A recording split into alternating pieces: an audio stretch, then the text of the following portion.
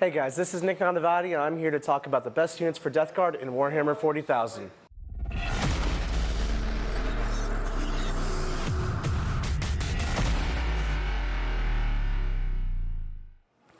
Deathguard are one of the most durable armies in the game. Not only that, but they can also pump out an amazing amount of mortal wounds, deal with high toughness and high armor save targets. They also have really powerful shooting in the form of NAS combi bolters on their Blightlord terminators and contender dreadnoughts. The only thing that Deathguard have to work through is that they're a very elite army because they're all very expensive. That means it's very easy for you to get overwhelmed by a mass horde of armies. But there are ways you can mitigate that. One of my favorite units for Deathguard is the Chaos Lord with the jump pack and the power sword. Now that may not sound overly impressive off the get-go, but you give him the Arch Contaminator Warlord trait, which allows him and all friendly units within 6 to reroll wounds with their plague weapons. Now, then you're going to upgrade his power sword to the Relic Power Sword, the Plague Bringer. That's a power sword that does AP -2, D3 damage, and on a 6 to wound, it does mortal wounds. So you can already see that combination. You're rerolling the wounds, and on 6s, you're doing a mortal. But then it gets better. You're going to cast an amazing psychic power, probably Deathguard's best psychic power, Blades of Putrefaction onto him. That's going to give him +1 to wound, and on 7s to wound, you're going to do mortal wounds. So now you're wounding him. You're rerolling a wound for his Warlord trait. On 6s to wound, because you're +1, you're going to do 1 mortal wound. And on 5s, you're going to be doing 2 mortal wounds because it stacks, though his Relic Power Sword stacks with Blades of Putrefaction. But it gets even better. You can combine this with Veterans of the Long War, a 1 TP stratagem for an additional +1 to wound. So now he's wounding with +2 to wound, rerolling the wound. 4s and 5s to wound will do 2 mortal wounds, and a 6 will do an additional 1. That's just a ludicrous amount of mortal wounds. I've had this guy one-shot Guillimans off the table. He's just insane value for 97 points. My next favorite HQ for Deathguard is the Suppurating Plate Prince. This is a Demon Prince with wings with just a Suppurating Plate. What makes him so good is that he has a 2-up armor save and a 5-up feel of pain, so he's just really durable right off the bat. But then he has the ability to charge into enemy units like Orc Hordes and get attacked a million times, take 25, 30 armor saves, pass almost all of them because, again, 2+ armor save and 5 feel of pain. And for every one he passes, you roll a 4+, and you bounce the wound back to your opponent as a mortal wound. So if 30 orcs charge into him and do 30 armor saves worth of damage, and you take, you roll 5 failed saves on ones, and then you do 25 pass saves, you can roll 25 dice, and for every 4+ you get, you do a mortal wound back to that orc unit. The orcs are going to kill themselves before they kill you. What an amazing guy. So then we have probably the best unit in all of Deathguard, and the reason to personally play them, I think. That would be the unit of Blightlord Terminators. A unit of 10 of these guys with all combi bolters and 2 plague flails pumps out such an amazing amount of damage output and is so durable. They're a little slow, they only move forward, but with warp time, it's not too bad since they can move twice in the psychic phase as well. With combi bolters, each model will fire 4 shots each thanks to the beta bolter rule, so that'll be 32 shots, hitting on 3s with prescience at 2s, rerolling 1s from your Chaos Lord or your Demon Prince. You can use Veterans of the Long War on them in the shooting phase to give them +1 a wound. It can pump out a crazy amount of firepower. In close combat, they all have plague weapons, so again, if they're standing near your Chaos Lord, they're all going to reroll the wound, and with Blades of Putrefaction, they're going to get +1 a wound, +2 with vets, and do mortal wounds on 5s and 6s to wound.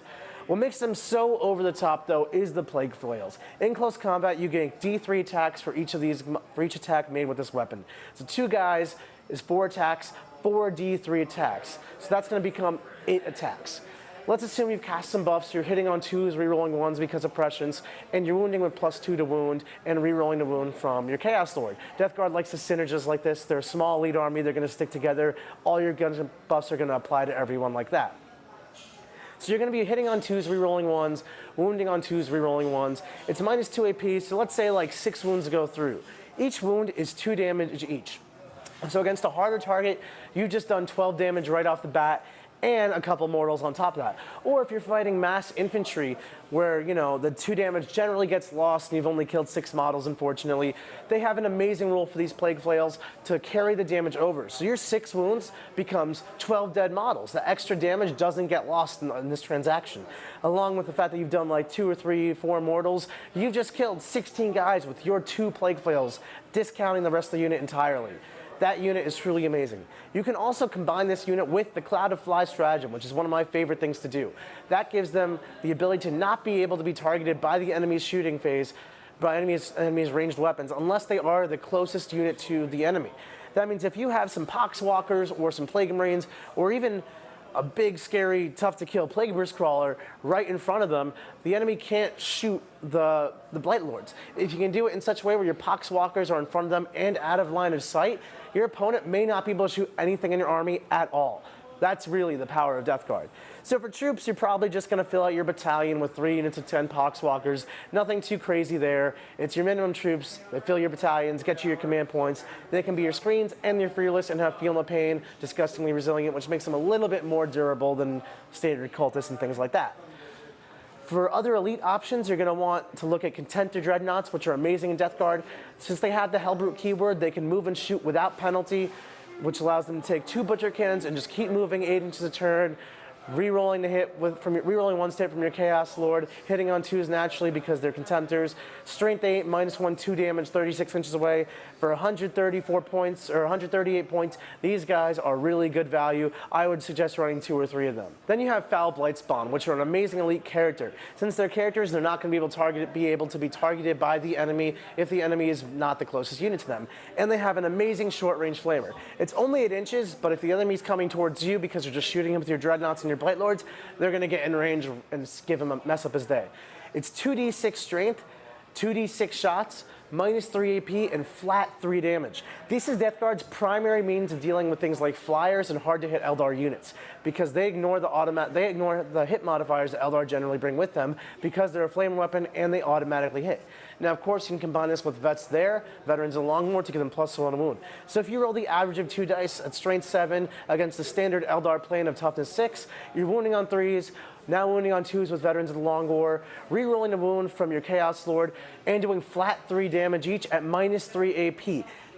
2 of these guys will knock out an Eldar plane, no problem whatsoever. Finally, that brings us to Mortarion and Deathshrouds, which are a very common, popular unit competitively used in 40k.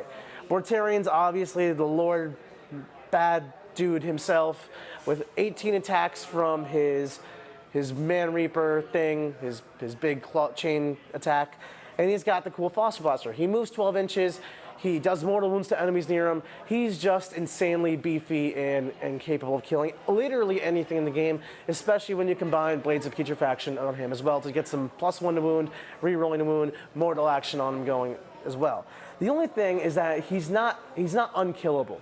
He's a 470 point model that if your opponent focus fires him with his whole army, you're probably going to kill him. So that's not ideal.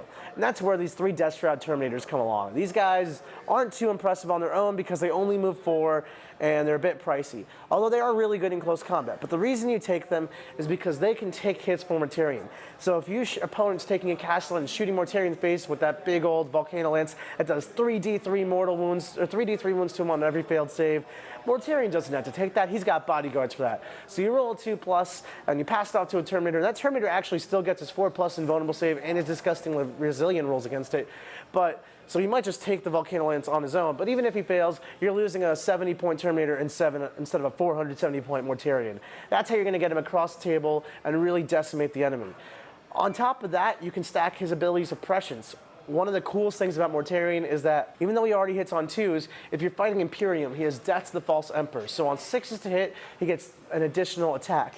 Since the way his weapon is worded, you make 3 additional hit rolls for every attack made with this weapon. Every time you roll a 6 to hit with his 18 attacks, you're going to get an additional 3 to hit rolls.